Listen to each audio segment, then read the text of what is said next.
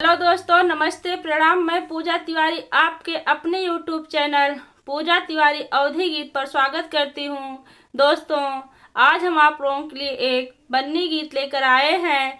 आप लोग वीडियो को लास्ट तक देखिए। पसंद आए तो लाइक, सब्सक्राइब, शेयर और कमेंट जरूर कीजिएगा।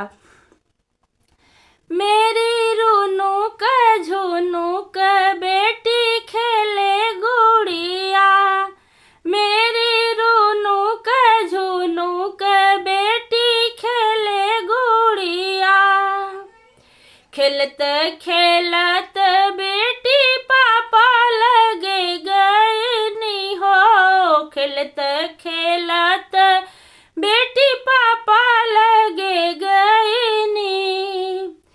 पापा ऐसन बरे ढूंढा बीए पास वाला ना, पापा ऐसन बरे ढूंढा बीए पास वाला ना।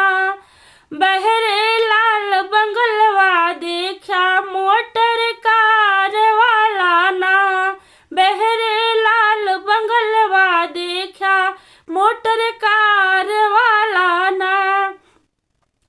मेरी रूनू का झुनू का बेटी खेले गुड़िया, मेरी रूनू का झुनू का बेटी खेले गुड़िया। खेलत खेलत बेटी चाचा लगे गईनी हो, खेलत खेलत बेटी चाचा लगे गईनी हो। चाचा ऐसन बरे ढूंढा बीए पास वाला ना, चाचा ऐसन बरे ढूंढा बीए पास वाला ना।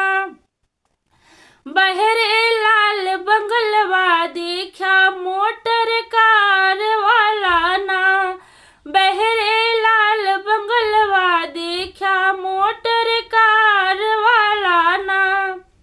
मेरी रूनू का झुनू के बेटी खेले गुड़िया, मेरी रूनू का झुनू के बेटी खेले गुड़िया।